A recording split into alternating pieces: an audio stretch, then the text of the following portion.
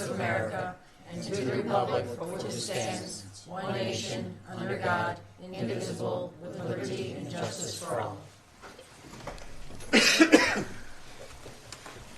The first item on our agenda is restructuring of the board. So we will start with nominations for the board chair. So I will now accept a call, or I'll now open a call for nominations for the board chair. Do I hear any nominations? Do I hear any nominations? I'm kidding. Maureen. I nominate Bill Meese. Second. Awesome. Bill Meese, do you accept? I accept. Okay. Do I hear any nominations, other nominations for board chair? Oh, sorry. Any other nominations for board chair? Hearing none. Those in favor of Bill Meese as board chair, please raise your right hand. That is unanimous. Bill.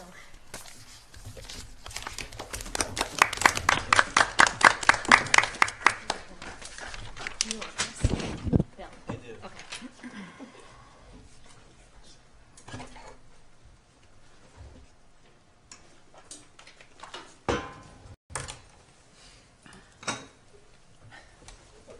Not awkward at all.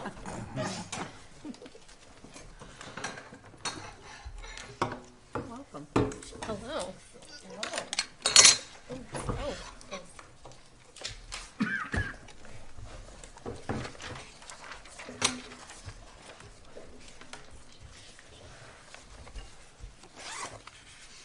All right, we have a couple more positions to fill. The next position to fill would be the vice chairman position. I am calling for nominations from the board for vice chairman. Do I hear any nominations? Matt, I think your hand was up first. Sarah Hayes. Second. Sarah's nominated, seconded by Nicole. Are there any other nominations for vice chairman? Make sure you ask her if she accepts. Do you accept? I do. Are there any other nominations for vice chairman? Seeing none, all those in favor of Sarah Haynes to be vice chairman, please raise your hand. You can vote for yourself. The chair doesn't It's vote. unanimous. Congratulations, Sarah. Thank you very much. So Sarah gets to sit by you now. Pardon? Sarah gets to sit by you now.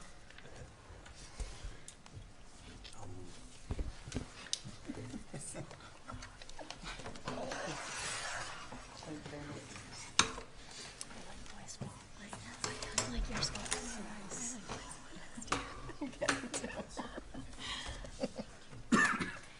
Now I have 2 pens. Thank you, Maureen. 2 pens. I'm ready.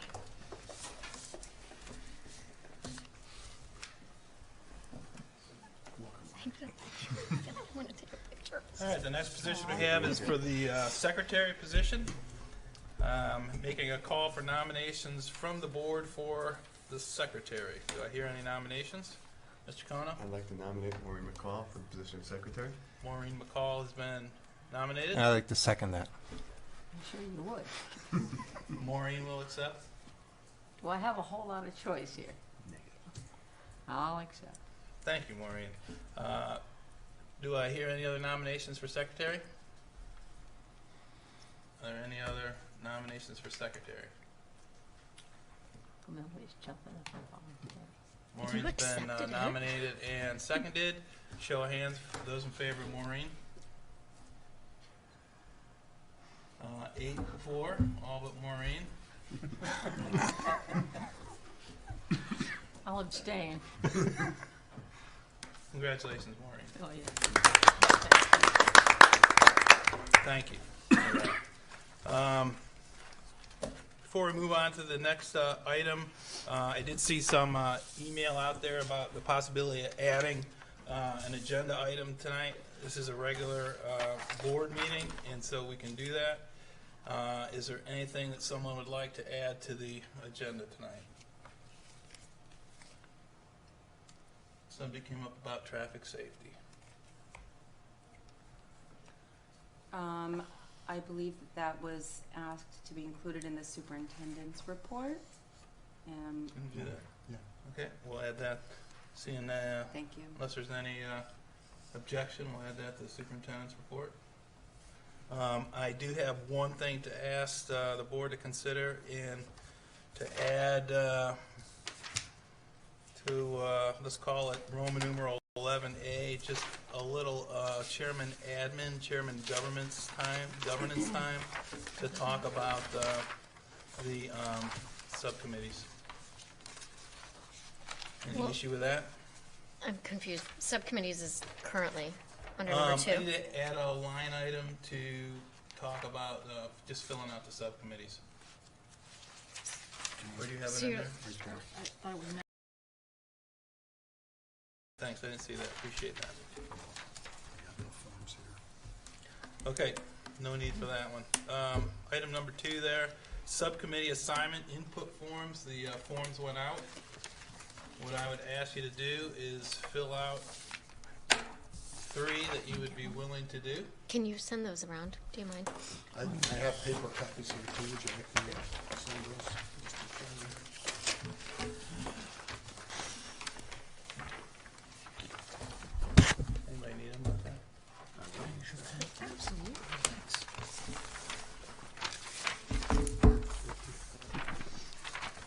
And just turn those in before you head home tonight, if you don't mind. Do you want us to prioritize them, like what we would like, what's That our would be first great. priority and all that? That would be great.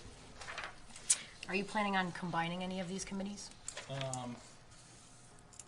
What I would like to do is take a look at the committee structure against the strategic plan and see if there's any way we could shape it better to support the strategic plan. Okay. Can we speak briefly about the EastCon representative? Because I think that that's been something that has been Sure, go ahead. not strong. I'm not really sure how to say that, but it's different than our typical subcommittee. So it's not just signing up for a subcommittee, but Bob, can you talk about the Sure. responsibilities So there? we are members of the EastCon region. So EastCon is our RESC, our Regional Education Resource Center. They have a board of directors that is made of representatives from the districts within the RESC area. And so we typically name a representative, but our representative has been underactive, I'll just say, over the last few years. And so I don't know how active the Lebanon rep has been historically, but the person who signs up to be that rep, I think should be somebody that could be available for evening meetings at EastCon. And then that person could attend a couple of them, report back to the board on whether or not, having a regular attendance at those meetings is something that would be to our benefit. Matt? When you say evening meetings, what time in the evening? So that I'm not sure, but if you have, I will get back to you with some more detail on that. But if you think you might be interested, I would encourage you to sign up for it, and then I will send that information out to the board, and that may help you decide whether or not you remain interested. Okay. Okay? You know where they typically meet? They meet at EastCon, which is, yeah.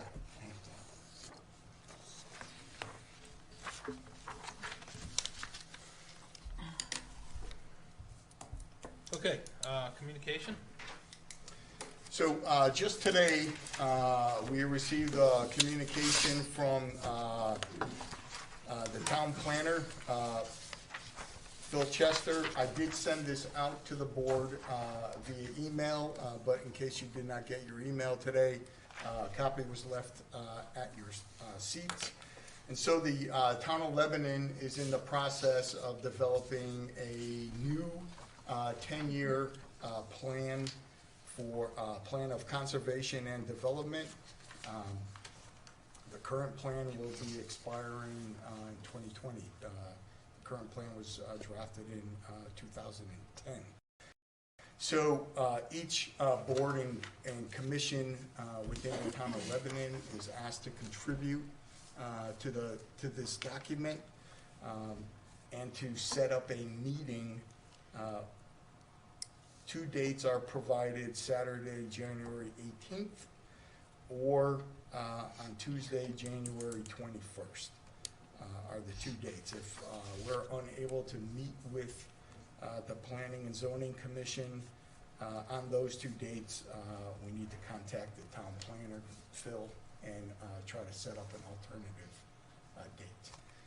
In the email that I sent to the board with this letter, I also included a copy of the current town's plan for conservation and development. You'll see it is a searchable document, so if you put in education, you'll find the pieces that the previous board had contributed. I think page 11 is a short description of, one-page description of the school district. I emailed with Phil Chester this afternoon. He said that he wrote that, sent it to the previous superintendent and board for review and editing, and then ultimately approval by that board for inclusion in the report. And then later on in the report, you'll see some tables where different boards or commissions have indicated that they would be responsible for certain things within the plan.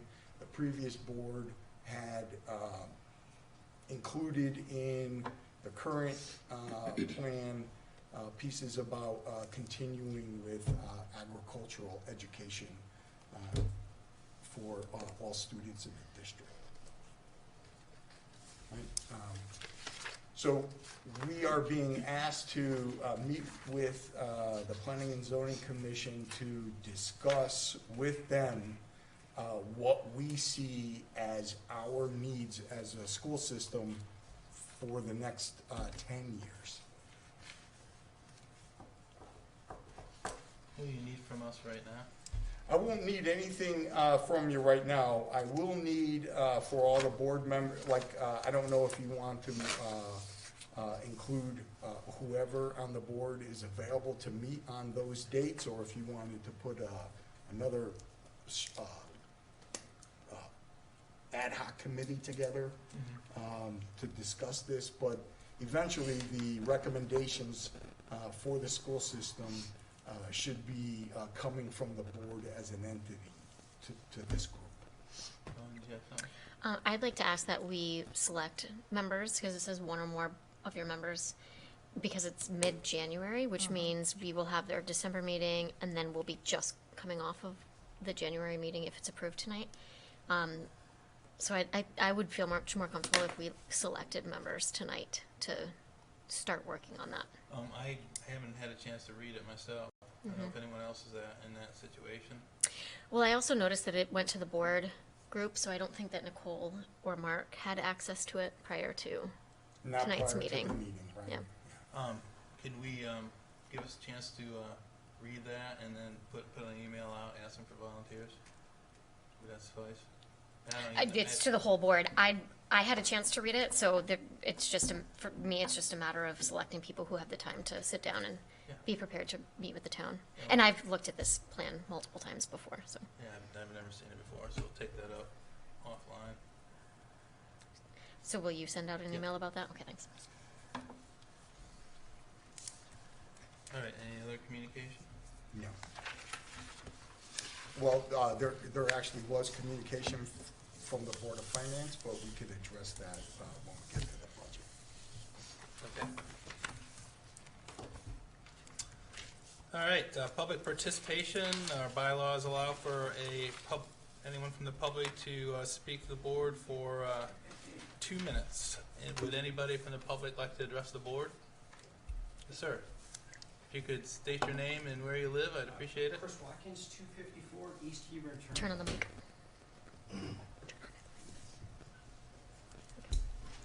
So first off, I'd like to share my disappointment that I've even had to come to this board meeting tonight. And this is to make sure that you are aware of a meeting that was called for the 6th grade class on October 21st. And in case you're not aware, trust me, when I would not be surprised if you were not, a meeting was called that evening for all of the 6th grade parents to address bullying and behaviors of members of that class. Being out of town that evening and considering the extraordinary nature of that, I came to this meeting on the 29th of October, fully expecting to at least hear an update to this board, as well as hopefully an action plan from the superintendent on what he plans on doing to address this. Much to my dismay, there's not even a mention of that, not to be found in the meeting minutes or here in that person of that meeting. Ironically, we did get a 10-minute dissertation on a kiln to include all of the meticulous corrective actions that went into resolving that issue, but nothing on the meeting that had occurred just 8 days before. So in my experience on executive and board levels, there's 2 things of silence. One means that it's not important enough to elevate it, or 2, you're hoping that it goes away. And we all know that hope isn't really a strategy. So that leaves us to surmise that the leadership team that is currently present doesn't take this issue to be important. 29 days after that meeting, no updates, no plans, and once again, not on tonight's agenda. So I'm not sure your superintendent's threshold of what it takes to bring risks and present risks to this board, but I'll share with you this. The kiln that we heard about 10 minutes has 0 litigation risk to you. We're unable to say that about some of the issues that are going on in that 6th grade class, nor the lack of attention to detail. I'm new to this town, and so I can share with you this, that there are many in this town that are convinced that your current administration in the middle school and the district lack the leadership, the accountability, and most often the respect to actually deal with this issue. So I'm here asking you tonight and hoping that hope is not your strategy to resolve this issue. Thank you very much. Thank you, Mr. Watkins. Appreciate it. Anybody else from the public like to speak? Seeing none, we'll move on.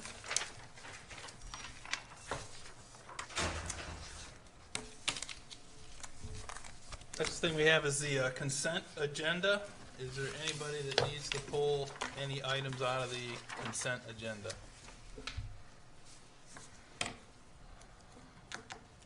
Seeing none, could I have a motion for the consent agenda, please? Make a motion, we accept the consent agenda. Is that what you look? Yeah. Thank you. We have a motion for the, to approve the consent agenda. It's been seconded. All those in favor, raise your hand. All those opposed?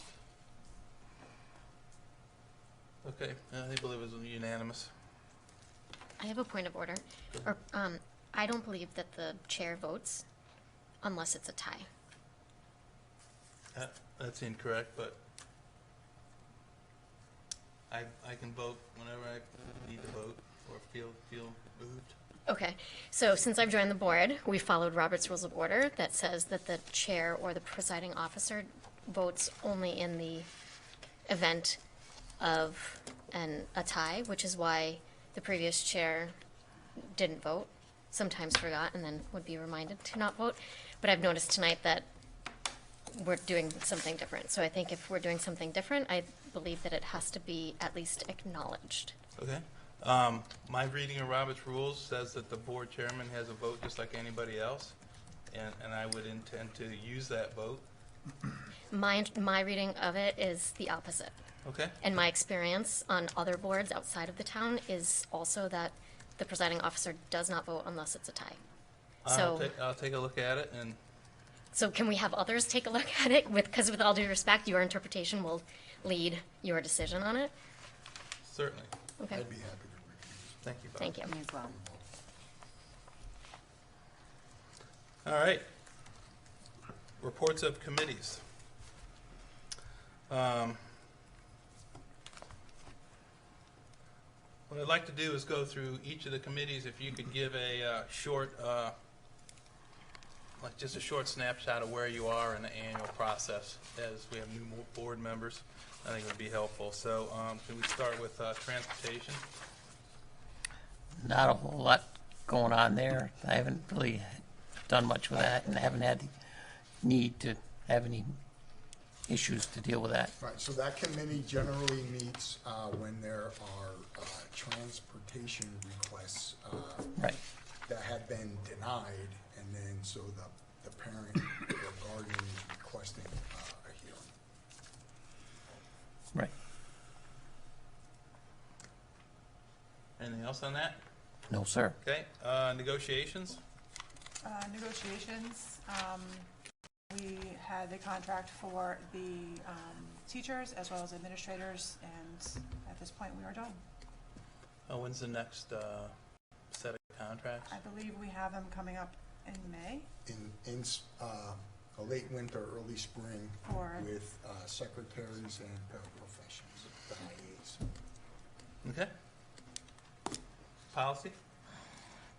We have a list of things that we're going to be acting on today, and the new policy committee will be getting together, hopefully before the next meeting. And, of course, we might not have the time, but to forge ahead in the 4,000 series. Safety, security? safety security, we've had 2 meetings. Both have been executive session involving the town, constables, our resident state trooper, as well as our administrators, hoping to find ways to secure the buildings, as well as other items that we discuss in executive session. Superintendent eval? Superintendent eval, last board meeting, we accepted the superintendent's goals for this evaluation. We're quickly approaching the mid-year evaluation, so we'll be getting to that. We'll start talking about that next meeting, probably. Okay. Curriculum? Curriculum just was updated last month on a brief summary of where the district is at with the 4 major curriculum areas: ELA, math, social studies, and science. We are anticipating a full report, a comprehensive report of all curriculum in January. So look forward to that coming. We just received the initial math improvement plan last meeting, and in December will be English and language arts. So you'll be updated on that next month. Thank you. Communication, strategic plan, and goals? So we currently have an approved 5-year strategic plan, and the district is in the process of creating individual school plans in accordance with the strategic plan. And we look forward to seeing those at the committee level first, either in December or it'll come to the full board. You can expect to see updates of the strategic plan as we move forward. Traditionally, it's been updates to the board twice a year, like October and March-ish, and then an annual report that's also published to the community, I think in the summertime. I'm forgetting exactly. I think it's summer End of the school year. So updates will be coming. That was just approved this last summer. It's pretty recent. In terms of communications, the communications committee was asked to look specifically at 4 policies as the policy committee revamps that whole. It's more than a document, but so we're working on that. We found a lot of resources both within the Lebanon school system and outside, so we continue to work with that.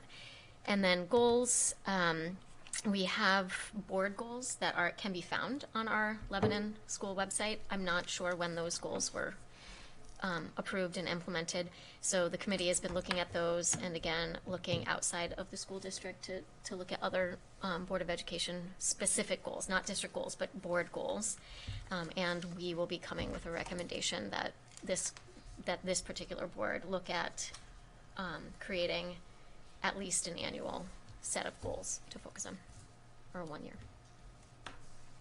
Okay, I don't think there's gonna be a report from EastCon. Finance and facilities.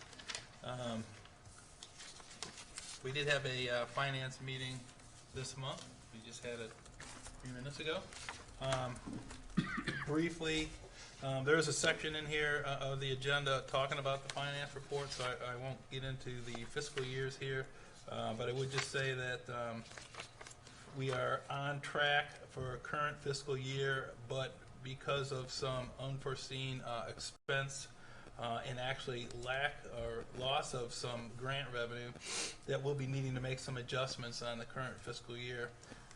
Also, keeping a close eye on our expenses and may have to start considering a soft freeze here soon, so that we can finish, make it to the finish line in the black, hopefully.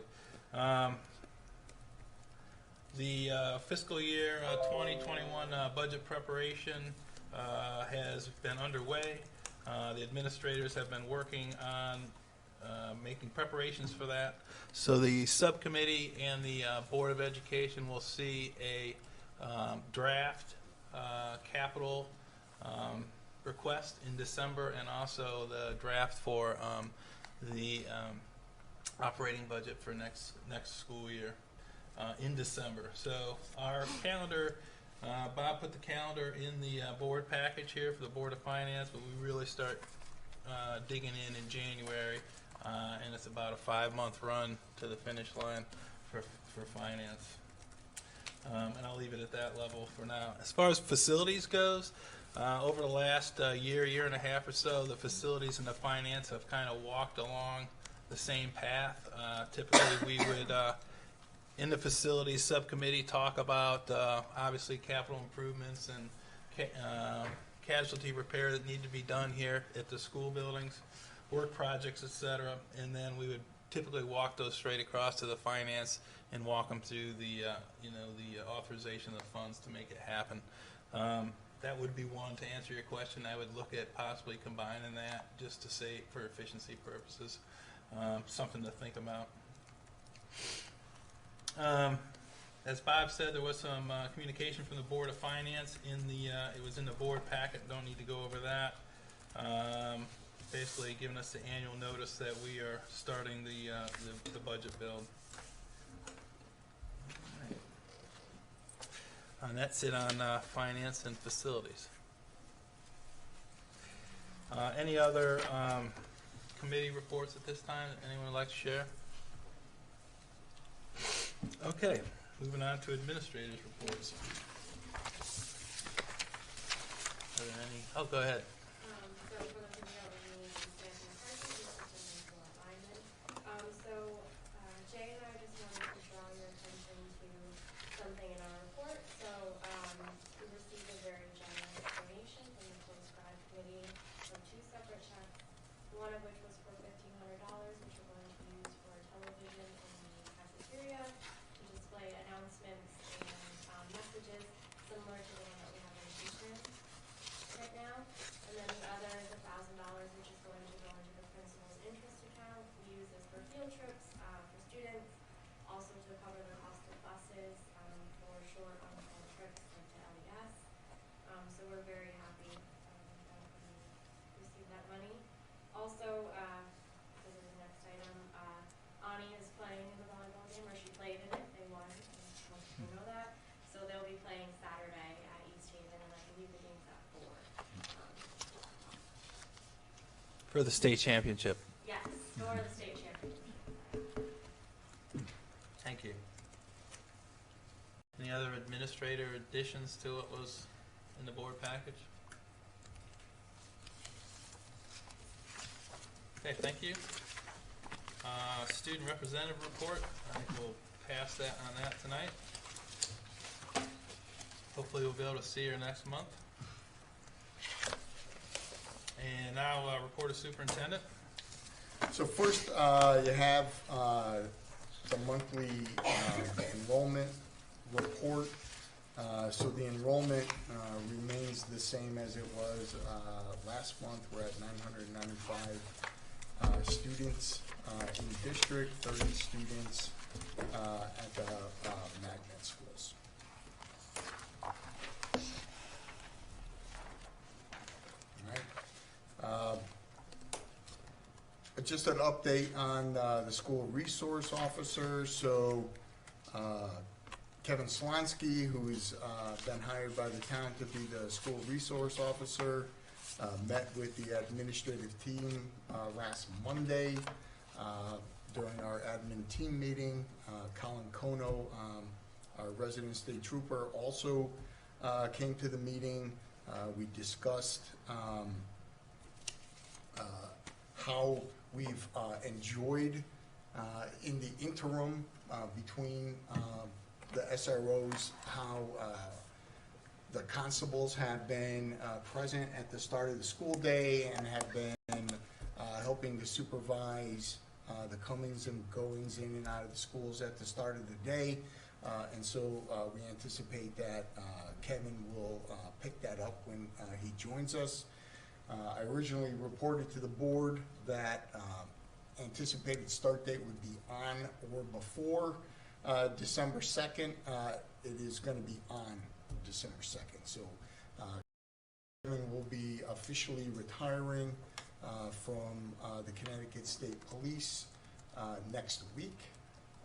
He is completing the training that he has to go through to be a municipal law enforcement officer. So there's 2 different trainings, one for the state and one called post.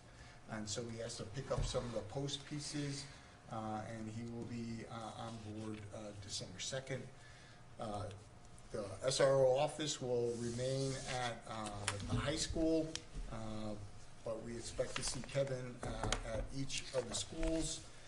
Similar to what we did with Officer Migo when he came on board, he'll be on the morning announcements. There will be presence at lunchways so that he can interact with the kids, and then he will be invited to the staff meetings at each of the schools to make sure that he meets the staff. Okay. Is the SRO, remind me, are they an employee of the town or an employee of the school? Of the town. So is there a reason why they have a school email address as opposed to a town email address? Just to make it easier for in-district staff to communicate with them. But that, you can see how that would create confusion about, like, you know, as a parent, I see a school email address, but I know that he's not a staff member of the school. So similar to what we do with Chartwells, Carlos, our food service person for the district who will be presenting later, also has an in-district email address. This just facilitates communication with those individuals, similar to. But Chartwell's isn't a member, an employee of the town. No, but it's a contractor. So it's just to facilitate communication. So the school is contracting with an employee of the town. No. So it's different than Chartwell's then? It is, but Okay. the reason that the school resource officer has a LebanonCT.org email is just to facilitate communication for people that want to contact him. So that he has an address that, well, as a school district address for familiarity purposes. Okay. For the full staff. You understand what I'm saying, though, that it's confusing, because this has been an issue of whether they are an employee and who their direct reports are and things like that. So I think that this adds to that confusion. You can disagree, that's fine. Well, I just don't know. I'm not disagreeing or agreeing. I just don't know if there's confusion around that because of his email address. Well, I would say that there is, based on talking to parents that I talk to. Do you know if we have a job description? Same one as we had before. I've never had access to that, so is it possible for me to get access to that? Sure. Okay. And the previous SRO was approved to teach students, not classes, but, and not workshops, but like lectures on different things based on which grade level they were in. Does this SRO also have such ability? Yes. So our anticipation is that he will be in classrooms doing presentations similar to the previous SRO. At one time, Kevin was an English teacher before going into law enforcement. Okay. And so with the previous SRO, I had asked about the curriculum, and the curriculum committee said that it was, it's, from my understanding and from my recollection, it wasn't one that was brought by this district, but it was brought by the SRO. So is the curriculum that this next SRO going to be teaching already reviewed by the district? So we haven't gotten that far yet with him. Okay, and he starts December 2nd. Yes. Okay. Anything else on SRO? All right, food service? So before we get to food service, as Bill mentioned earlier, there was a request to do some further reporting on the student drop-off at Lyman based upon the letter that we had received from a parent last month. And so the parent's letter had identified a couple of different areas of concern. Let me see if I can pull that out here. So one is generally the historical traffic pattern of parents driving through the parking lot and dropping their kids off along a sidewalk next to the school is just not being adhered to as it has been in the past, right?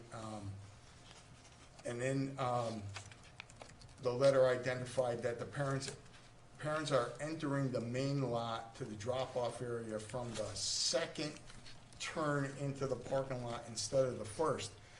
And the reason that they're doing that is where the sign is that identifies student drop-off. It's up near the second entrance. At the entrance to the lower lot down by the soccer field and track facility, the signs there do not indicate that that's the entrance for parent drop-off. The signage is at the second entryway, and so that's where parents would be expected to turn in per the signage. But what we've discovered is that the sign is well past that entranceway, and so one of the complaints is some of the parents don't use the drop at all. They pull into the bus loop and drop their students off. And so we do have a sign on the same post that says no cars, buses only from a certain time in the morning to another time, right? And then in the afternoon for the release of school day, there's not supposed to be any cars in the bus loop. But again, the sign is past the entrance into the parking lot, and so a parent pulling in unaware that they should have went into the lot would encounter that sign after they've passed the entrance, and so we have to relocate the signpost. We're also looking at a different sign. It was actually Kathleen Mozak Pez, our curriculum director, who mentioned that at her child's school, the sign is a diagram of the parking lot with an indication of where parents should drive for drop-off. And so we're going to look into whether or not a sign like that would be something that we could do at Lyman. And then she also mentioned, there's no right turn lane at the high school driveway. And so I don't know if that means on the way in or on the way out, but that has come up in the past. It was talked about the entranceway here at the middle school, right? There's arrows that point, but there's no line dividing the lane.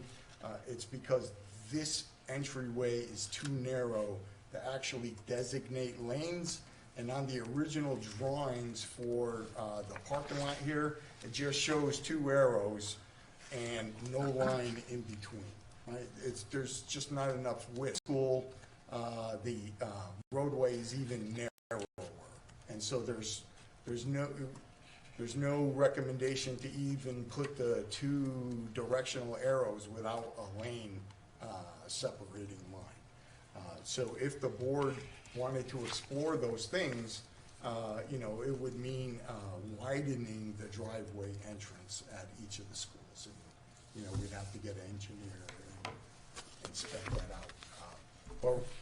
But the high school was never designed to have 2 separate lanes, right? And the lanes here at the middle school, there's arrows, but it's not wide enough to make discrete lanes. Who are the experts that we can ask about safety in the driveway? Because we can see the problems and we can recognize them, but we need experts to help us come up with a solution to the problem. So I'm wondering who those people are, and I think it would be in our best interest, my personal opinion, in our best interest to be proactive about researching what needs to be done. So we have had, over the last 3 years, the resident state trooper, the school resource officer, and we've even had the town planner involved at the elementary level when we were talking about moving buses off the school property to somewhere else in town. And then when we weren't able to do that, the town planner had suggested some rearrangement of the parking lots at the high school. So, at the elementary school. So we've had experts in regards of police and the town planner. The next step would be to bring an engineer in to take a look at the parking lots and the entrances and driveways on the school grounds, and commission a study. And would that be part of the school safety committee, subcommittee? Safety or facilities, joint endeavor. So we did have an engineering study done when we made some modifications to the traffic islands at the elementary school, but that study was specific just to those traffic islands, not about the flow of traffic, right? So we've been using the engineered drawings from when those parking lots were last studied.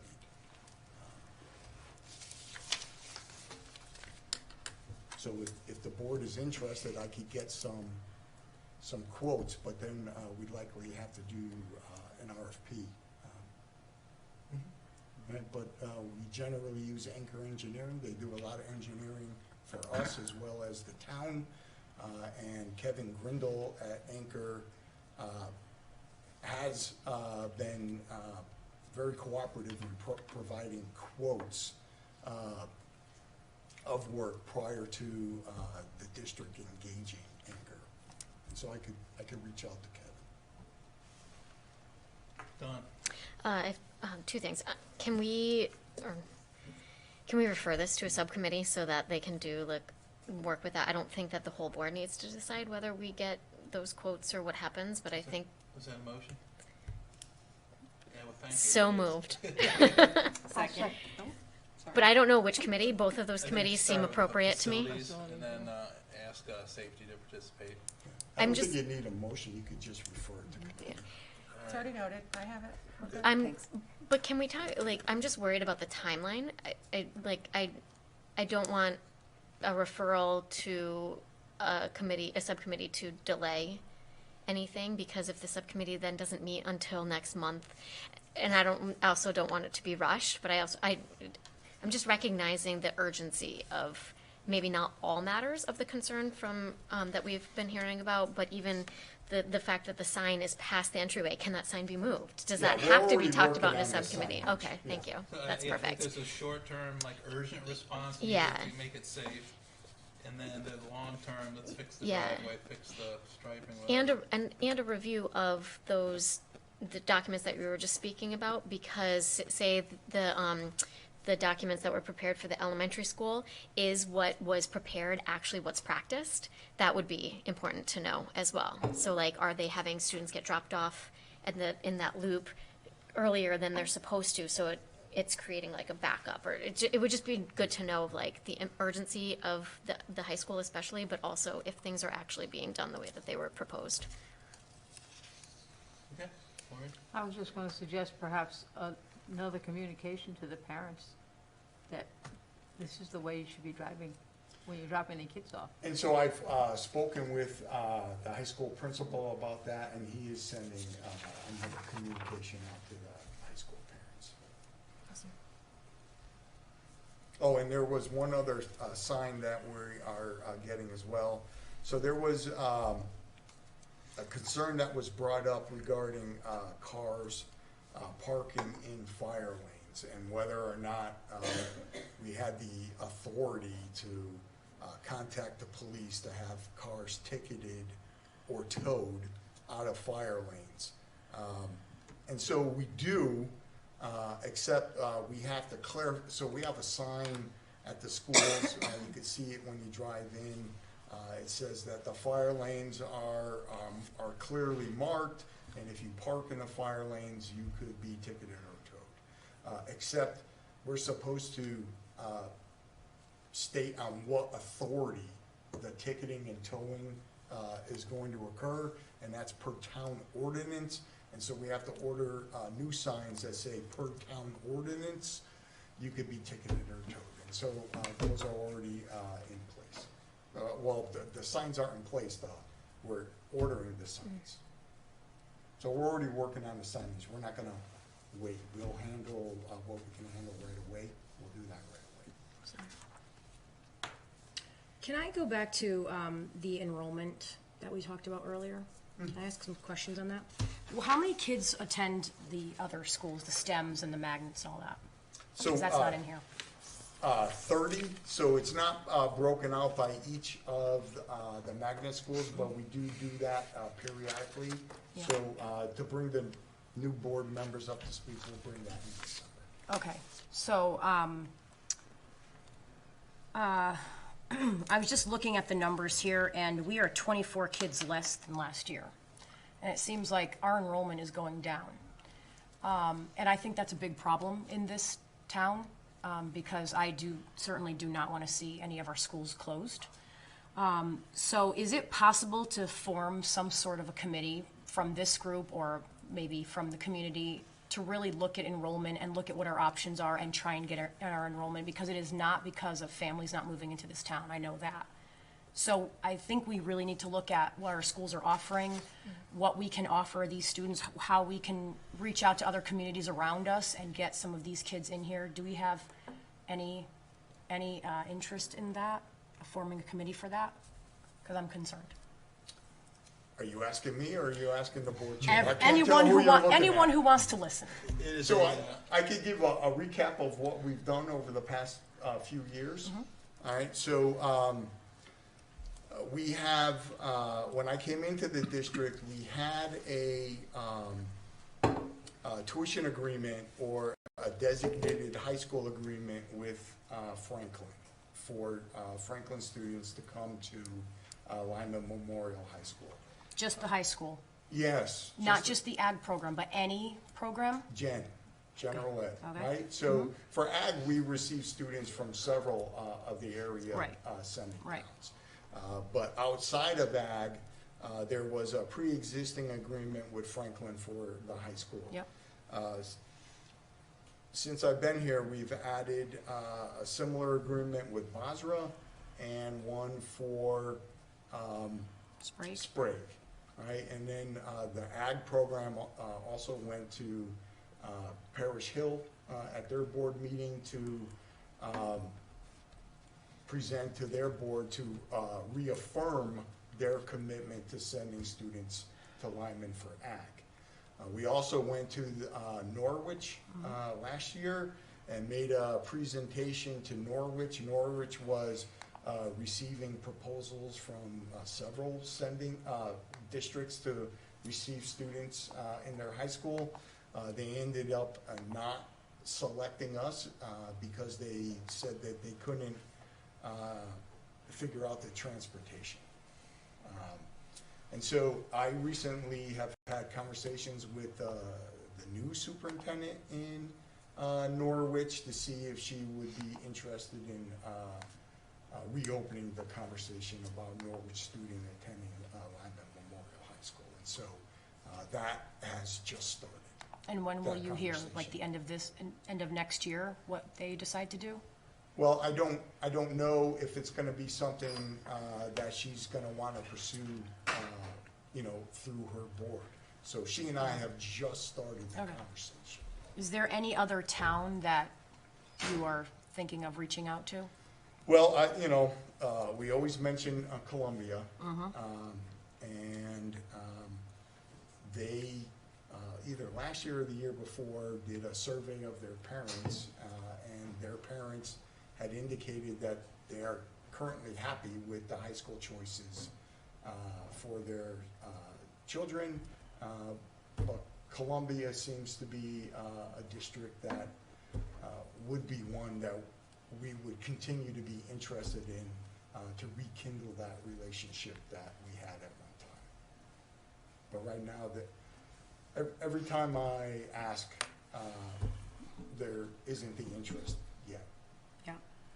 Can Columbia be given the option of choosing us and the other two schools that they're interested in? If their board wanted to do that, yes.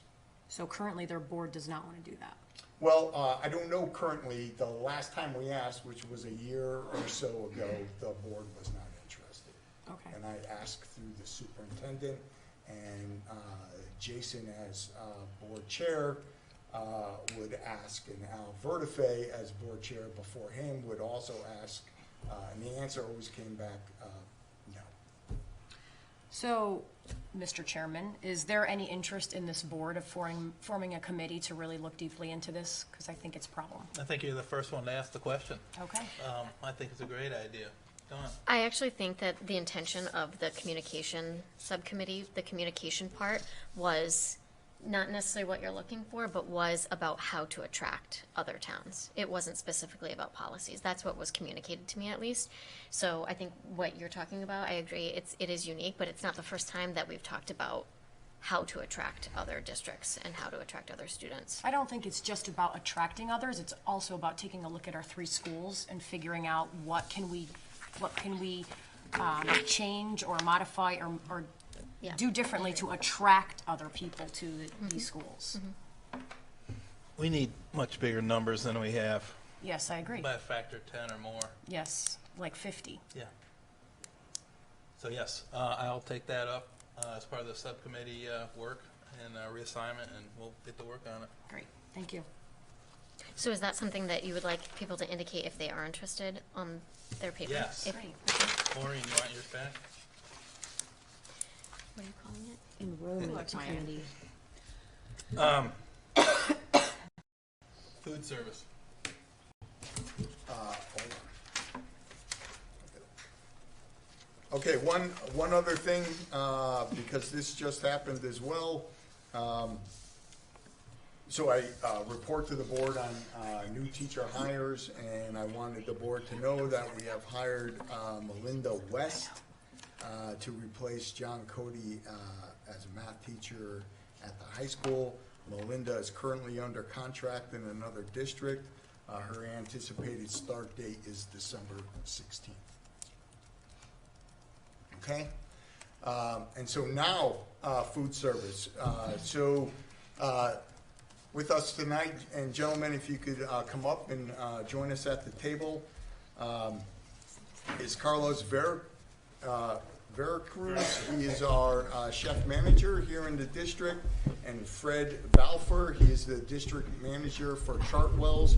They have a PowerPoint presentation. I emailed a copy to you in the same email that I sent the other. We'll get out of the way so that they could do their presentation.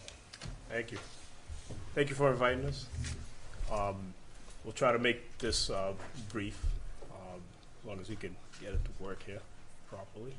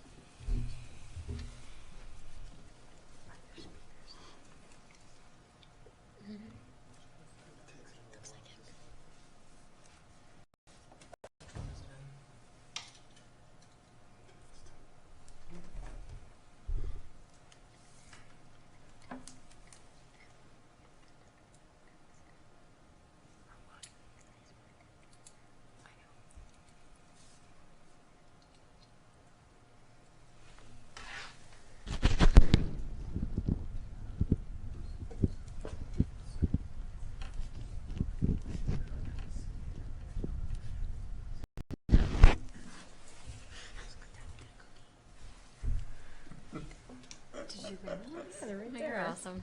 Nicole said now might be a good time if you want to. If anyone would like a cookie, I brought cookies here. Hurry. Why do you think Hurry. you're gonna like it?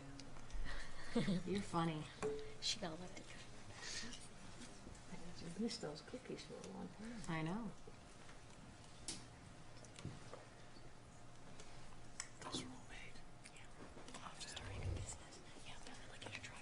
Can you grab me one, please? Just bring the whole dish over. Pass it around.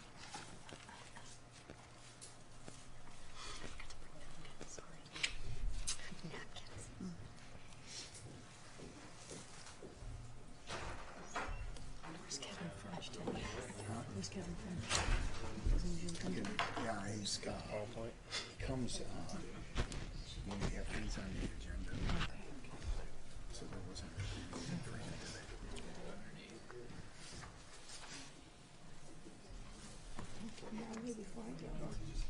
Everybody had this on their. There we go. It just looks good on camera for our home audience. I think all of our documents should be like this. Well, thank you. I just wanted to actually start off with a proper introduction of myself. Carlos Veracruz.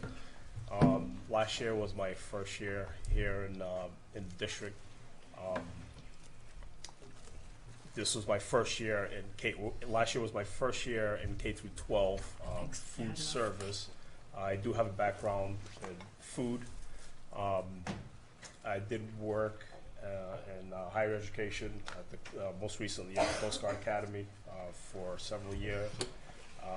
I also own my own restaurant and business, which is currently in operation. And I've been in the food service business on industry since 1992. So, you know, wanted to make you guys aware. It's my first board meeting, so I've never met most of you. So, I do have Fred here along with me. He'll say a few words as well. You can introduce himself. Yeah, I don't know if you want to do that now. Or. Sure. I'm Fred Balfour, and I'm the district manager. I've been with Chartwells just 1 year. I've been in school food service since, 23 years. And I've been in the food service business for 37 years. So I bring a different kind of experience as well. Happy to be here in Connecticut. I've only been up here 1 year. My home is in Charlotte, so this weather is not necessarily the greatest. But I'm happy to be here as part of the district. And with that, Yes. So we just wanted to real briefly just highlight some of the accomplishments from last year and this year as well in the district. Last year we did form our first food service committee.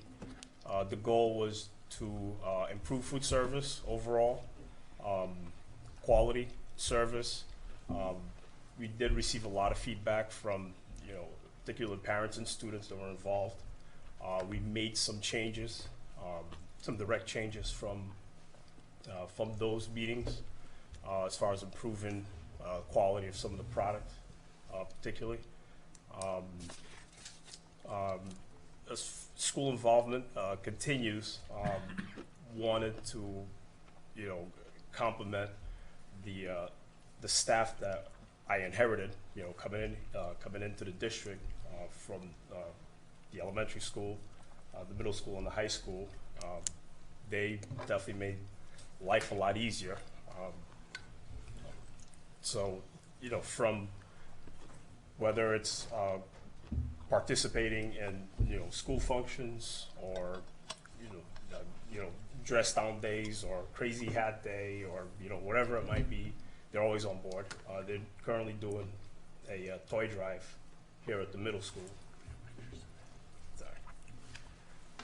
So a couple of the other things that we're going to talk about are the Dairy Council, and then I'll close it up with numbers before I let you get into some questions. So yeah, so that was some of the feedback from the food service committee meetings from last year. We did implement some policies, some in-house policies as far as food waste, changed some of the meal options, particularly at the elementary school level, to include more fruits and vegetables within the recipes of Chartwell's. And at the high school, one of the feedback we received is students wanted more choices, more options. So build your own options became very popular. Once we, whether we did a burger or a chicken sandwich or a salad bar, so they were well received. So, right. We did receive 2 separate grants from the New England Dairy Council, one last year for the high school and one this year for the middle school, specifically for milk. And, it was received extremely well. The kids are loving it. I'm not sure if they realize that it's still milk they're drinking. But it's chocolate milk. It's what's, approved for the state. It's 1%. But it was offered for the high school last year, and it was on the table for the middle school this year. We took advantage of it, so that's been well received. And Carlos has applied for these himself, and received the grants. And our participation in milk production, he's doing about 10 to 15 extra gallons of milk per day between the 2 schools. So that's tremendous in what we're doing to try and get kids to drink milk. We did also, real briefly, we had at the high school level where the participation is usually a little bit more challenging. We had, Chartwell's has what's called a student choice program, and basically it just pairs up 2 different meals, and it allows the students to, as you see there on the screen, to vote for their preferred, their preference. The meal that wins, or that we ran this mid-October, was featured on the menu. Was actually featured on the menu last week on a Wednesday, and on a day where we typically sell 10 to 12 sandwiches, we sold 25. So and that's an exact number. So it's very well received. Well, we have a few more of these types of events scheduled for the spring as well. And part of the student choice, Carlos has a partner in crime over at RAM, and they help each other out with this because the populations aren't huge and they don't have a lot of staff. So it's a great opportunity for us to work with another district and to build participation, build Carlos and the other general manager up so that they can grow as well. It's a real great program for both participation and for these guys to grow. So it's a real positive. We started off the year with, the goal was to try to implement as much local as possible, and some of these items are items that were collected from the greenhouse right here at the middle school, and from the ag department at Lyman. You see from the tomatoes to lettuce, basil. We have here displayed, we've had corn, potatoes, peppers, all local product that we've been able to utilize in the cafeterias, if not in the recipes, for education as well. And now I'll talk about the numbers. This is just a comparison of the beginning of the school year, so the end of August through October. And in spite of the fact that we're down in enrollment, Carlos and his team of ladies here have done an absolutely phenomenal job. Breakfast is up 44% over last year during that period of time. Lunch is up over 12% in that period of time. And his a la carte sale doing in the cafeteria are up over 12%. The numbers are really good. Our total revenue over last year, including reimbursements from the state and the Fed, and for everything else that comes back in, is up over 23% over last year.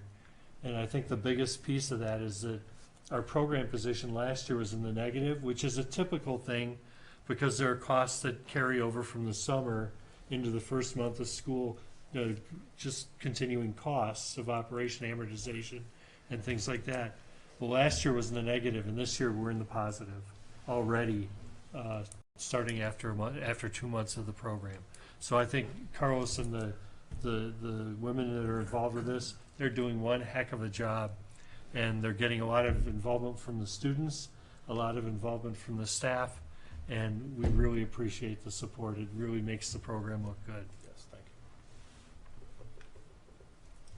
you. Any questions? Any questions? Yes. At the middle school, you have a local compost and animal feed. Where are you putting the local compost, and what are you doing with the animal feed? So we have it's not necessarily a program, but we have a custodian that actually picks up, food scraps or whatever it is, and he takes it at the end of the day. Where does he put it? I'm not sure. Okay. I would have to get back to you and let you know. And when you say animals with that, That and would- I'm assuming it's at that the would be high my school, assumption, because correct. that's where the animals would be, right? Correct. Okay. And then the second question I have is, I'm so thrilled that you're using food from the greenhouse at the middle school to incorporate in their meals. The elementary school also has a garden. Or would that be of interest to you, to use that food in there? Absolutely. Okay, good. You bet. Recently added 4 apple trees to the elementary Great. school, so. That's great. Well, there's more. There's more. Well, We'll need to make sure that as we go forward, apples and making applesauce is great and things Yeah. like that, but we need to stay within the recipes so that we can meet the needs of the National School Lunch Program Right. and make sure there's not too much sugar in there. So there's a very delicate balance in how we serve a lot of the products that come from the trees and from everywhere else. Well, I noticed on the screen that you had a lot of tomato recipes, and that garden was filled to the brim with tomatoes and peppers. So And delicious too, I may add. okay, great. I'll grow more next year. Well, was the elementary school harvested? For Just that? by Just the just middle by school? classrooms, I didn't know that the cafeteria. That's the because question. I was told Did the that. cafeteria take the elementary school garden? Or have they only No, taken it was the middle just school? teachers that were taking stuff out of the. I didn't know that the cafeteria could get food from it, but that's great to hear that you are. So It's I'll wonderful. grow more. Thank you. Thanks. Thank you. Anything else? No, thank you very much. Thank you. Thank you, gentlemen. Let me turn the lights off. And that Oh, sorry. concludes. Go ahead. I do have a Thanks. question. Can you remind me when the state reimbursement changed last year?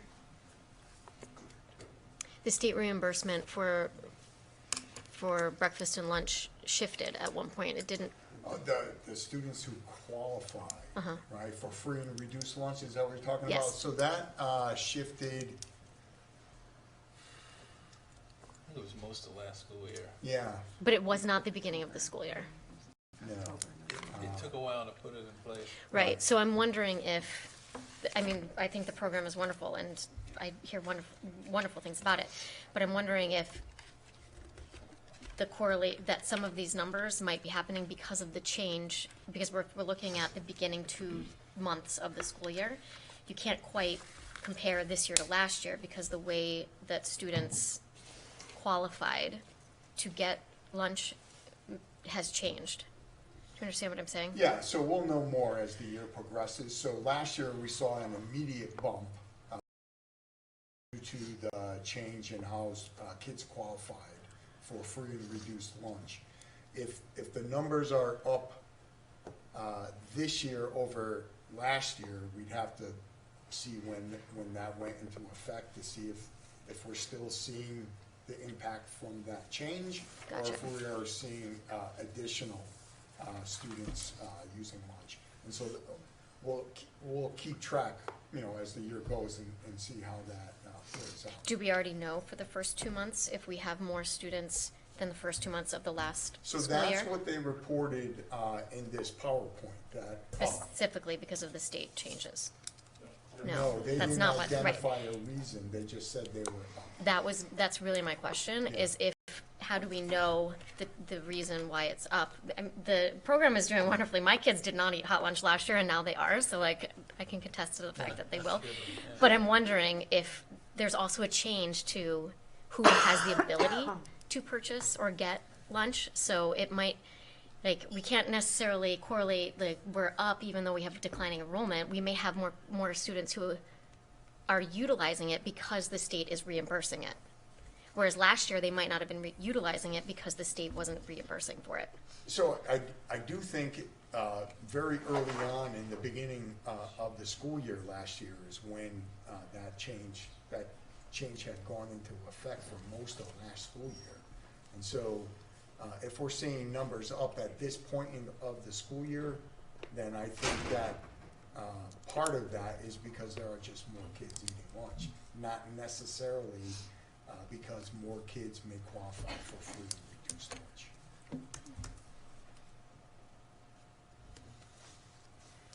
Did you want to say something? Go ahead, Matt. No, it looks like he wants to say something. If I can. Yeah. The Medicaid program started in March of 2018, I believe, and it expired, or it continued, so the numbers that are affected by the Medicaid program are a little over a year old. So that already happened in the 18 school year. The reimbursement dollars are up significantly because the amount of federal funds went up higher than typical, went up close to 3% as opposed to 2%. The counts that Carlos is getting for breakfast and lunch are true increases in lunch meals and not necessarily due to program, because we're seeing increases in both free, reduced, and paid meals. So it's all across the board, and I think that's because of what they're serving and how they're doing it, and not a fact of the government providing more money for it. Does that help you with the answer? It does. Having that information about we have more paid lunches, students buying lunches, You bet. is a strong indicator. And the same thing with the a la carte, and the a la carte goes straight back into the program funds. Awesome, thank you. You're welcome. Thank you. Stay warm. Good. Finance report. So earlier this evening, I reported to the board's subcommittee that the current year spending is on track. As Bill indicated in his subcommittee report, we went into the school year anticipating that we could end in a deficit due to enrollment changes that we encountered in the spring of last school year, which were not did not occur in time to account for them in the budget development for this year. So we knew there was a possibility of having a $200,000 deficit. As has been explained to the board at previous meetings, due to staffing changes, et cetera, we were able to bring that projected deficit down at one point as low as about $25,000. We then experienced a reduction in our Title I grant by almost 50%, so about $57,000, somewhere around there. Title I was cut, and so that meant that if we were going to maintain the reading position at the middle school that is funded primarily by that grant, then that would have to come out of the board's operating. So we made that decision, which then bounces our deficit back up a little bit. But we've had a staffing change in the high school math, and some other budget adjustments that we need to take a look at once Bob, our business manager, is back from vacation. And so we'll have a better projection for the board as to where we are in the current year budget for the December meeting. But as I told the subcommittee, it is a tight budget this year, very, very tight. And similar to last year, it is likely that there could be some budget freezes that occur this year to try to mitigate the deficit, the projected deficit, as best as possible without totally disrupting the educational program for this year. The Board of Finance last year seemed to acknowledge that the student changes that occurred in the spring came well after the budget had been developed for this school year, and they had showed indication that they would be supportive of the Board of Education should we need to come back and ask for additional funds similar to what they did at the end of the 18-19 school year. Bob, what were the student changes? What did we? So we had some students that either entered into the district or current students that became identified as needing special education services, some of which can be rather expensive if we have to do placements outside of the district. And so we did encounter some of that in the late spring last year. So I started reporting on that to the Board of Finance as well as to the Board of Ed in April of last year. And as you know, by the budget development calendar, we are well into the budget process. By April, the board has already approved the budget, and we're already making presentations to the Board of Finance at that time. So, thank you. Yeah. There was just one specific loss of service due to the reduction in that Title I money. Yes. We weren't able to sustain everything. There was a math tutor at the elementary school that was being paid for out of grant funding. We had a reduction in the grant, and so we weren't able to sustain that math tutor position. And so that math tutor position remained on into the beginning of this year because the title grant is a 2-year grant, and you have to expend a certain amount of funds by September, right? And so we kept the math tutor on until we ran out of those funds, and then we had to stop that position. Okay. I have a question. Is the adoption of the charter going to affect any of our funding for next year? So I am reviewing the charter for that purpose to see where the changes may be. I believe that the charter does not go into effect until July of next year, and so I think This budget process is gonna be as it has been until the charter changes go into effect. Okay. But I do need to review the charter in more detail. But it's been explained to me that it doesn't go into effect until later. Fiscal aspects, other aspects of the charter, I think, are sooner than that. It could be. Like, I don't know, there's gonna be a whole new structure for the selectmen. Yep. But I don't think that change occurs until later as well. Okay. Yeah, I think that one has to be by May. Yeah. The election has to be by May. Sarah? Bob, knowing what we know now about Title I funds and that it can't support the LES math tutor, will that math tutor be incorporated into this coming year's budget? Right now, there are a lot of things that are being requested that are in the budget request for next year, so that, brings us to the 2021 budget development. And so I explained at the subcommittee meeting that Bob and I have met with all the principals. We've met with the central office administration to review their budget requests.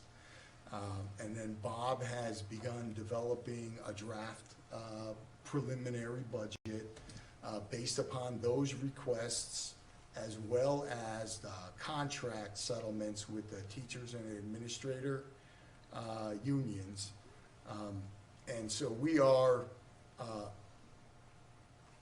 above a 5% increase, but I think we're still below 6%, right? And so in this preliminary budget, and so I have told the board that I'd like to come in somewhere between 3 and 4% and closer to 3.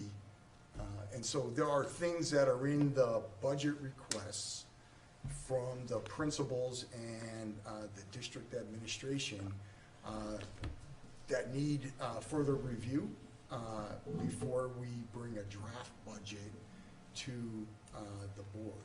And so there are requests for staff that are in there that I don't know if they'll make it forward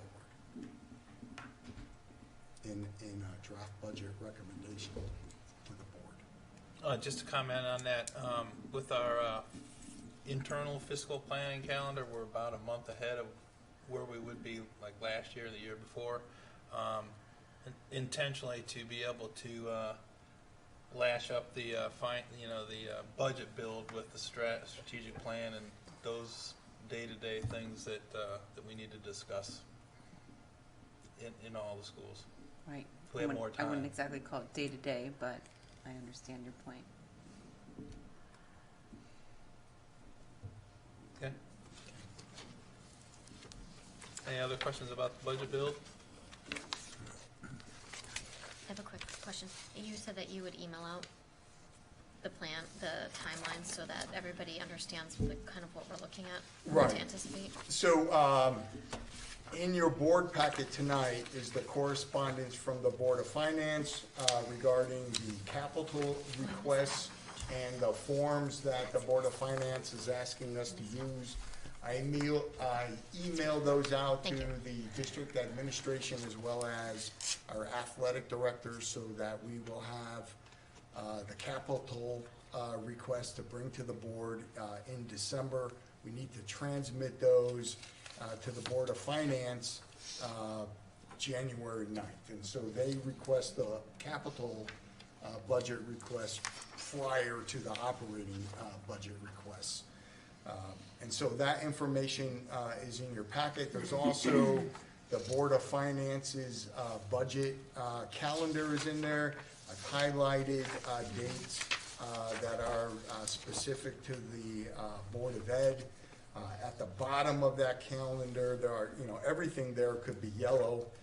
There are special meetings for the Board of Finance to finalize the budget prior to the public hearing. The public hearing date is highlighted.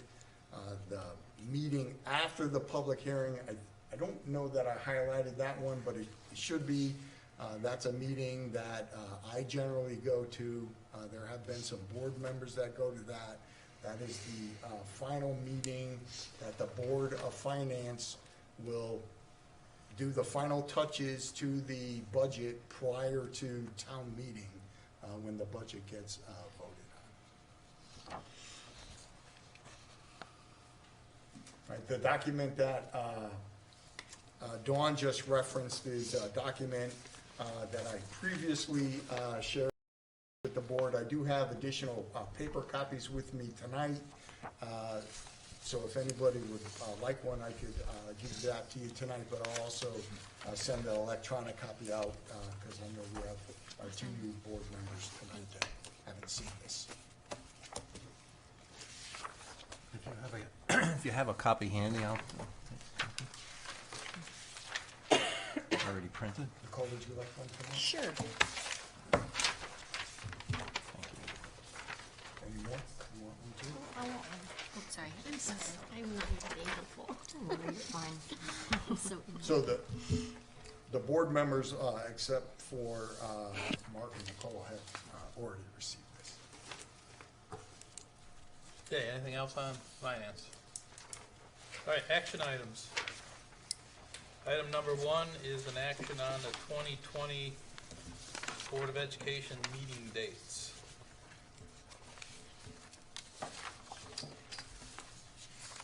Move to approve the 2020 proposed meeting dates for board meeting. A second. Is there any discussion on the meeting dates? So April 14th is, while it is the second Tuesday, it is during a school break. And I believe we tried to not meet during school breaks. So, yeah, I have a note in case that came up. Dawn is right. April 14th is during the April break. If you look at the Board of Finance's budget calendar, the following Tuesday, April 21, is the meeting that the Board of Finance will use to finalize the budget. And so I usually go to that Board of Finance meeting, and there are some Board of Ed members that sometimes go to that. And so there would be a conflict if we were to move the Board of Ed meeting. So we just need to be cognizant of that. If you wanted to move it off the 14th to a day outside of the April break, I would just ask that you don't put it on the same night as that Board of Finance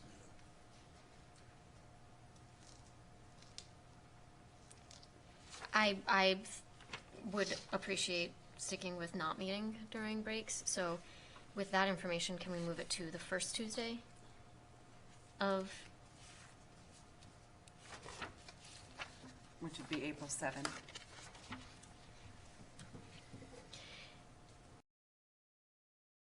It's a different, yeah. Yeah, it's April 7th. Anyone have any issues with April 7th? Just that Thursday, April 7th, with Board of Finance, if that was going to be a conflict. I'm not sure on that. There is a Board of Finance on April 7th, is that? Yeah, it says Regular meeting? special meeting for finalized budget for public hearing. I'm not sure if that'd be a conflict or not. So the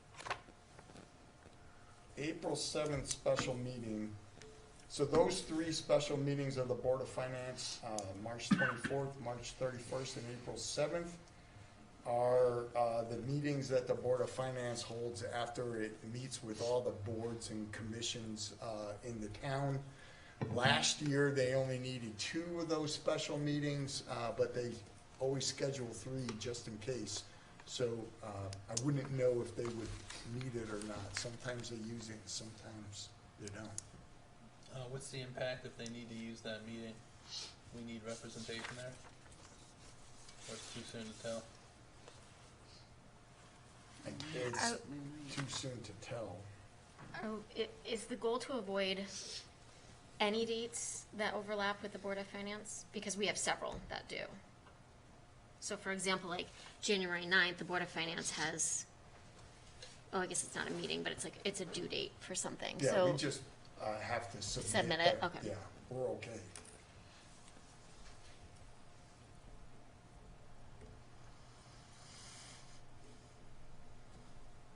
Matt? If I'm the only person that What, wants to avoid this, I'm okay meeting April vacation. I mean, I'm okay too, but the only thing I was just gonna throw out there is, does it have to be on a Tuesday night? Yes. Okay.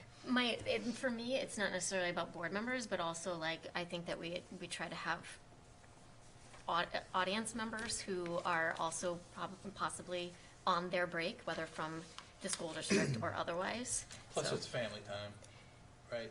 Even for us. yes, selfishly, yes. But if I'm the only one, I can just miss that meeting, but. Opposition to moving it to the 7th, other than the risk of the Board of Finance? Let me amend that We can amend it. motion. Okay, so I will amend my motion to approve the 2020 proposed meeting dates with the exception of April 14th, changing that date to April 7th, 2020.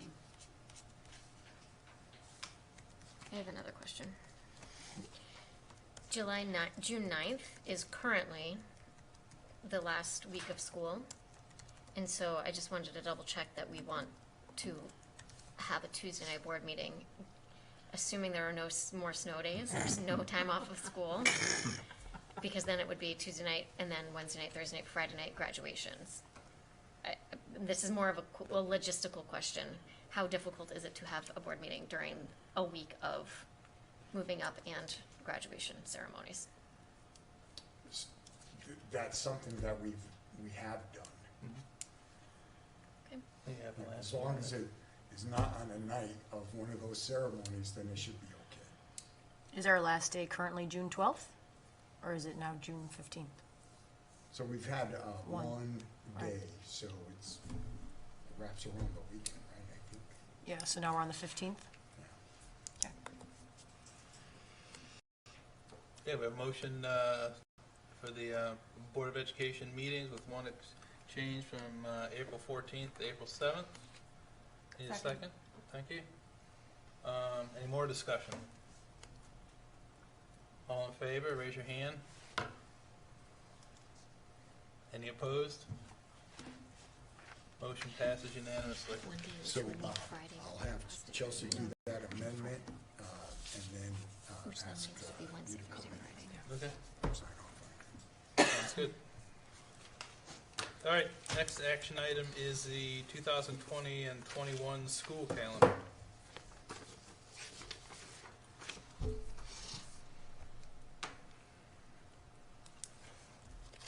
Would anyone like to make a motion regarding the school calendar? I'll move to approve the 2020-2021 school calendar. Thank you. I'll second it. Seconded by Matt. Geez, sorry. Is there any discussion about that school calendar? Yeah, I recently received a communication from a faculty member from the middle school, and they were requesting that we entertain the notion of maybe moving their parent-teacher conferences, which are currently in January, and we're scheduled, obviously, next January, coinciding with the exam time at the high school earlier in the year. And this faculty member felt, and it sounded pretty logical, that by the time January rolls around, a lot of water is under the bridge, and it would be much more efficient to have parent-teacher conferences earlier, like closer to when or at the same time that the elementary school had them. Now, I understand that there's some transportation issues, but it seemed like it would make a lot of sense. Said they've had to schedule meetings on their own, obviously, for students that they were worried about achievement earlier in the year, because they said they wouldn't feel right about waiting to January. So they asked that we discuss that a little bit. I agree with John. Speaking as a teacher myself, you cannot correct issues in January. You can correct them more in October and November of issues that students have. So I think January is too late for parent-teacher conferences in the middle school. So, We did receive this feedback from the staff as well, along with a request for early release days for professional development and meeting time, as well as the identification that our high school doesn't have any scheduled parent-teacher conferences. And so when we discussed this at an admin team meeting, because there were so many issues that were raised that would impact time, transportation, that we felt like we needed to have a committee and try to address all of these all at the same time.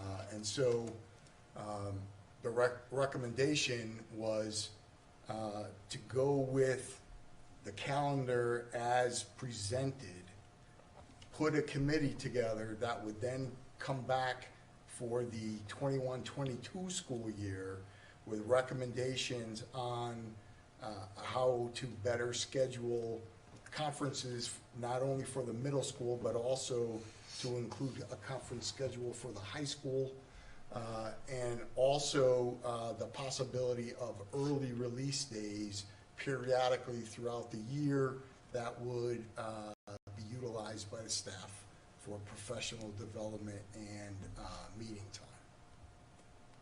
Right? And then additionally to that, there is, I'm hearing through the Superintendent Association that there is a likelihood that legislation will be presented this year, similar to what was passed in California, to delay high school start times, or to say that schools cannot start prior to a time. And so in California, that time was 8:30 in the morning. My understanding is that we can expect legislation similar to that to come before our state legislature. I don't know if it will have traction the first time through, but it is something that would then create an impact district-wide. If we start our high schools at 8:30, what does that mean for our middle school? What does it mean for our elementary school? What does it mean for how we transport kids to school? And so even without that piece, the issue of conferencing for the middle school and the high school, as well as a possibility of adding additional early release days, those things I think need to be addressed kind of simultaneously. So is your recommendation to take this back and address them?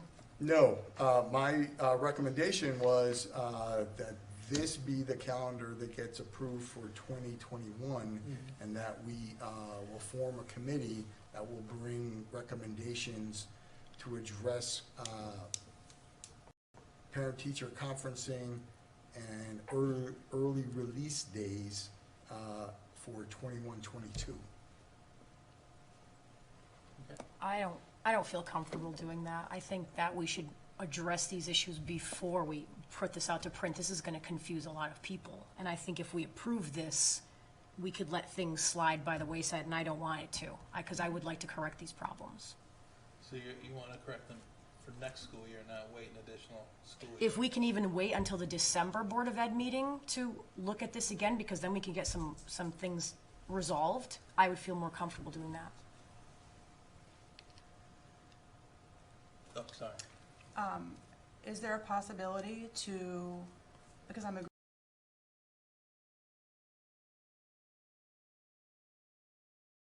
so while the community might be great for 21-22, we do have early release for the elementary school the 22nd and 23rd.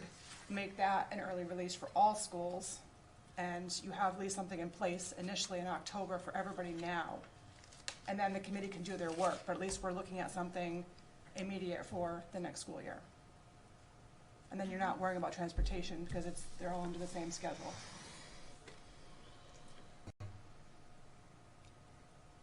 Well, I would have to go back and take a look. The dates for conferencing might then change to align with the quarters for the middle school and the high school. And the elementary may have to make a shift of a week or so.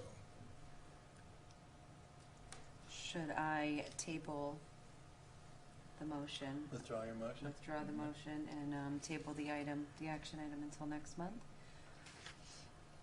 Can you take that back to the admin team with our concerns Yes. and take a look at it again? Yeah, if we could get it resolved for December, then we'll bring it back in December. If not, it'll be in January. Because people like to get the calendars as soon as they can. I know, I get it. Okay, no action on item number 2. We have. Can I make a request, though, for go ahead. that? If we're gonna change the conferences for the middle school, is it, I'm trying to say this in a nice way, but is it possible to get some teacher input on that, not just administration? So the process has been that we work from a draft regional calendar from EastCon, right? So the law changed, we're not obligated to adopt a regional calendar, but we still, the superintendents in the EastCon area, because we're small and we sometimes like to piggyback on each other's PD, et cetera, we still like to have the regional calendar. And then each district does a local calendar.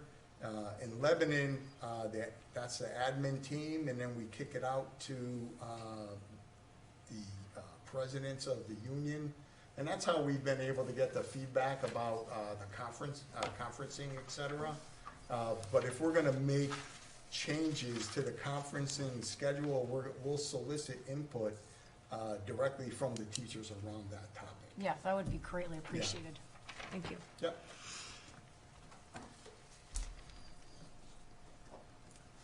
Okay, thank you. Action items 3 through 11. Maureen? As chair of the policy, prior chair of the policy committee, I recommend that I make a motion that we accept all 3 through 11. 3 through 11. Second. Okay, we have a motion and a second to act on the second reading for items number 3 through 11. Is there any discussion on those? Any of those? Seeing none, all those in favor? Thank you. All those opposed?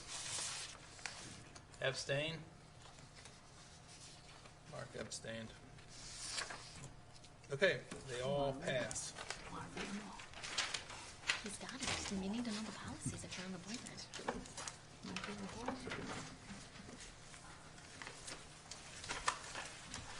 Item number 12, items for next agenda. Go ahead. I would like to bring back the exit interview back to the table and on the agenda for next month, please. Nicole. I would like to address the man that came in about the 6th grade bullying issue. I've been hearing this around town. There are very angry parents, and I would like to talk about it. Got it? That's what I was Sarah. gonna say. That was it? Yep, Nicole beat me to it. Sorry. Yeah, I agree. And also an update on the traffic at each school. And also, can we please find out, well, you probably already know who's in charge of the greenhouse, but I would like to know where all the food waste is going to. I would like to know exactly where that goes. From the cafeterias? Yes.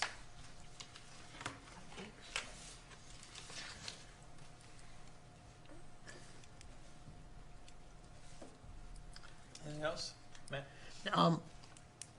Correct me if I'm wrong, didn't we have somebody looking into some alterations in the elementary school for security purposes, looking at some engineering issues, or looking at changing the doors around?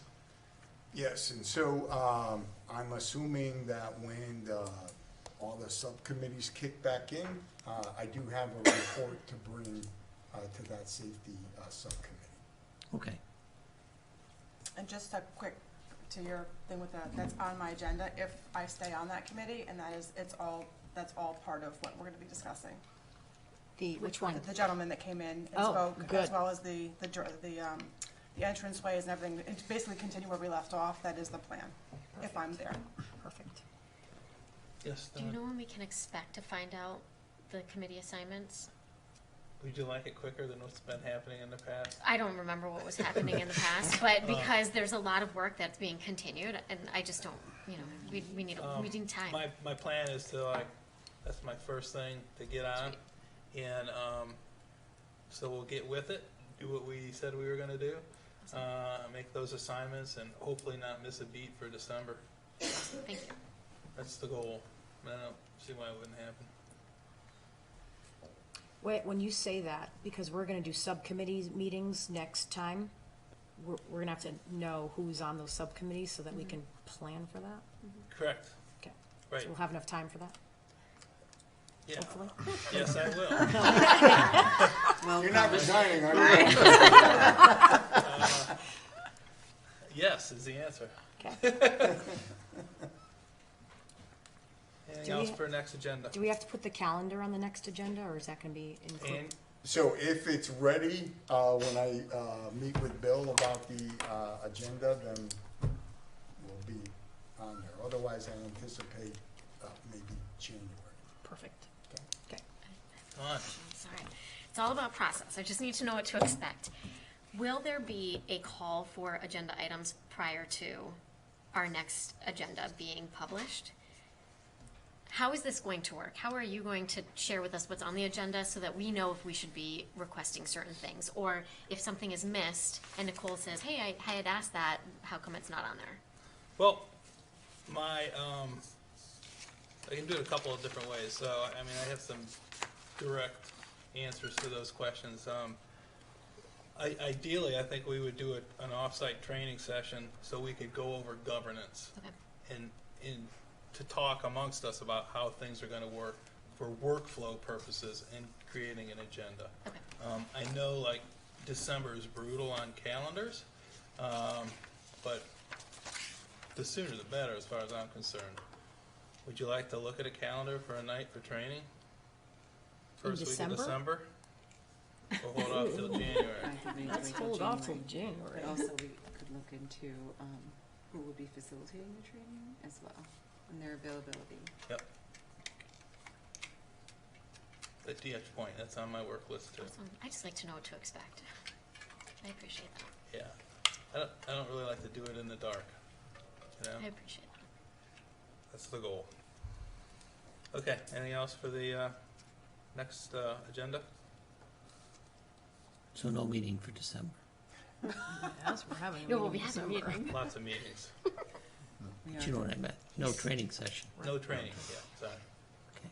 Okay, seeing nothing else, that's it. We adjourn at Awesome. 9:19. Awesome. I'll turn this off. Make sure. Thank you for the issue. Drop off your wish list.